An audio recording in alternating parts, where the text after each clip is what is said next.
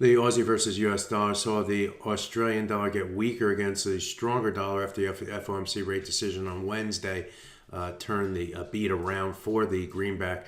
We did move down to a support level, a support target in that currency pair. And we held both yesterday and today against that level. I'll talk about it because it's going to be important in your trading next week. So let's get started. Well, with a half a day left in the U.S. session, it's important for not only next week but also this week. But the area I'm speaking to is down here against these brightly colored lines, the green and blue lines.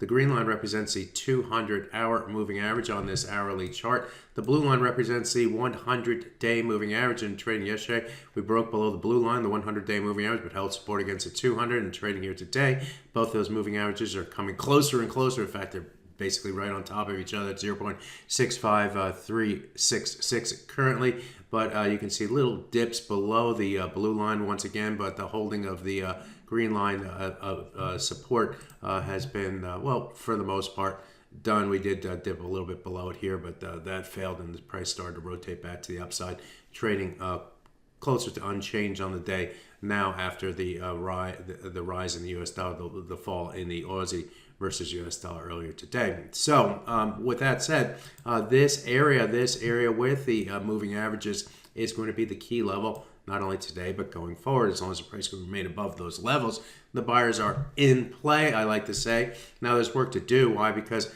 we did fall below the 100-hour moving average earlier this week. We fell below that on yesterday's trade after peaking on Wednesday and the FOMC rate decision sent the price down before moving higher and then breaking lower again yesterday. Getting below that 100-hour moving average tilted the bias more to the downside, allowed this to happen. But now that the buyers are in play back here with holding support, you start to look back toward where we could go, where the target levels in that 100-hour moving average is going to be in a key level in trading next week, as is a 50% retracement of the move down from the September high to the October low. So we may not get up there. The market may turn around from here and head back down toward this level and push through it.